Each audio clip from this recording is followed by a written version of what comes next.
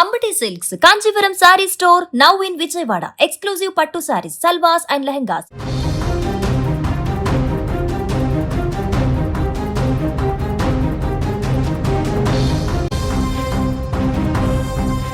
ఎండాకాలంలో వర్షాలు ఇప్పుడు తీవ్ర ఆందోళనకు గురి చేస్తున్నాయి. రెండు తెలుగు రాష్ట్రాలకు 3 రోజుల పాటు రెయిన్ అలర్ట్ ప్రకటించింది వాతావరణ శాఖ. కోస్తా ఆంధ్రప్రదేశ్, యానం, రాయలసీమ, తెలంగాణ, తమిళనాడు, పుదుచ్చేరిలో ఈ ఏప్రిల్ 7 నుంచి 3 రోజుల పాటు అంటే 7వ తారీఖు, 8వ తారీఖు, 9వ తారీఖులలో అక్కడక్కడ తేలికపాటు నుంచి మోస్తారు వర్షాలు కురుస్తాయని భారత వాతావరణ శాఖ తాజాగా తన రిపోర్ట్లో పేర్కొంది.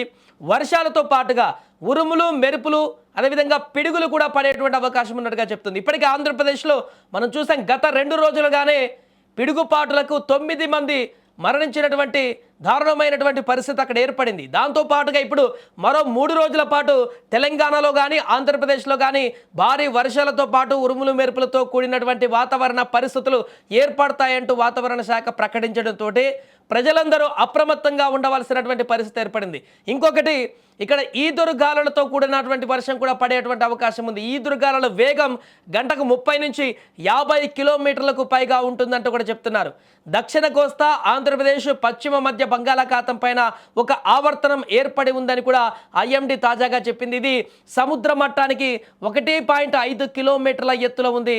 అలాగే తెలంగాణ, రాయలసీమ పైన ఒక ద్రోణి కూడా ఉంది. అది సముద్ర మట్టానికి 0.9 కిలోమీటర్ల ఎత్తులో ఉంది. ఏప్రిల్ 7న వాతావరణం ఒకసారి ఎలా ఉందో చూద్దాం. ఈరోజు ఏ రకమైనటువంటి పరిస్థితులు ఉంటాయో చూద్దాం. ముందుగా ఆంధ్రప్రదేశ్ వాతావరణ పరిస్థితులకు వెళితే 7వ తారీఖున Zoom earth icon satellite live real time data ప్రకారం ఏప్రిల్ 7వ తారీఖు అంటే మంగళవారం నాడు ఏపీలోని ఉత్తరాంధ్ర కానీ విశాఖపట్నంలో కానీ రోజంతా తేలికపాటి నుంచి మోస్తారు వర్షాలు పడుతూ ఉంటాయంటూ చెప్తున్నారు. ఆల్రెడీ నిన్నటి నుంచి అక్కడ వర్షాలు కురుస్తూనే ఉన్నాయి.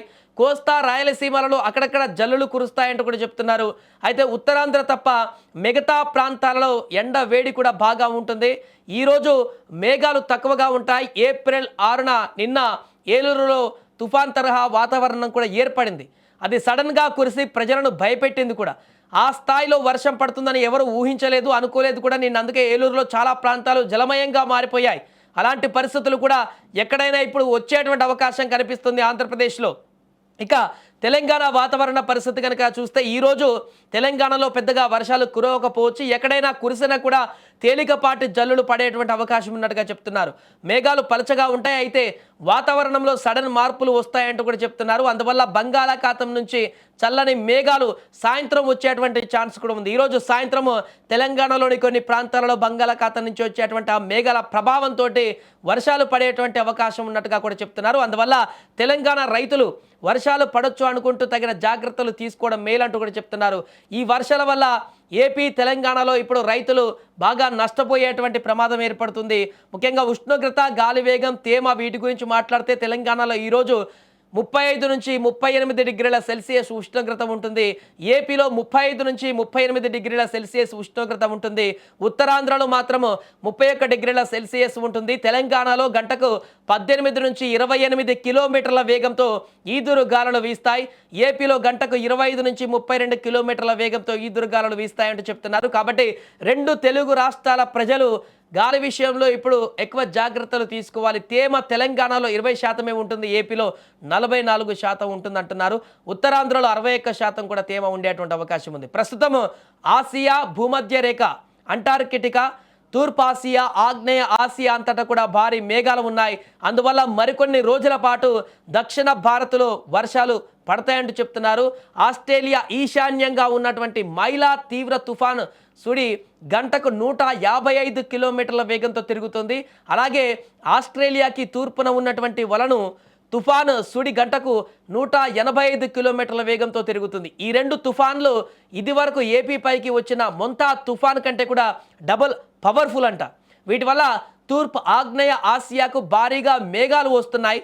దాని కారణంగానే ప్రభావం కనిపిస్తుంది. ఏప్రిల్ 6న ఏలూరులో ప్రళయం కల్పించింది. నిన్న ప్రజలు చాలా భయపడ్డారు ఆ స్థాయిలో వర్షం కురవడం చేత.